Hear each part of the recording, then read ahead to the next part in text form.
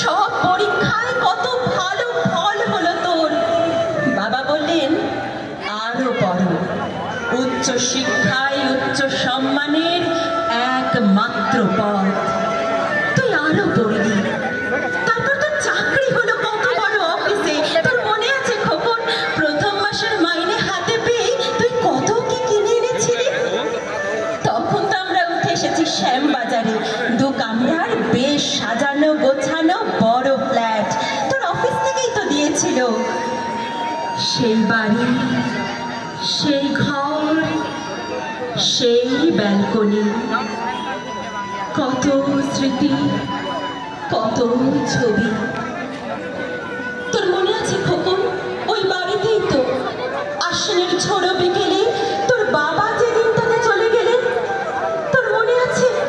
তুই বাবার বুকের ওপর পড়ে যখন কাঁদছিলি হাপুস নয়নে, সদ্য স্বামীহারা আমি সেদিন তোর সেই অসহায় মুখটা দেখে আরো বেশি করে ভেঙে পড়েছিলাম।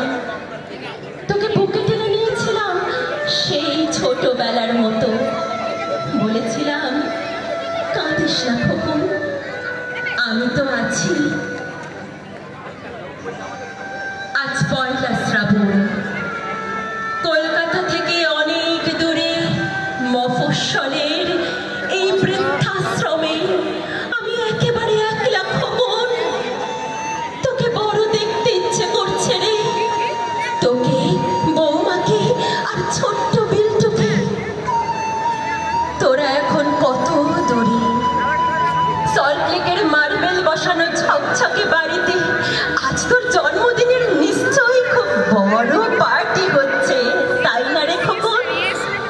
লোকজন, খাওয়া দাওয়া, হইচই, খুব ভালো।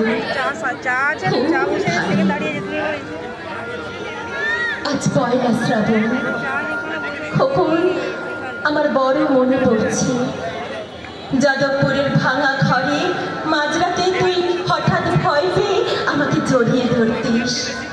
আমি বলতাম, ভয় কি রে, আমি তো আছি, মা তো আছে খোকনে। যার মা থাকে তাকে কি ভূতে ধরে?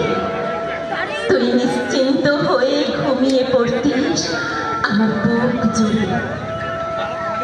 তোর আধুনিক সংসারে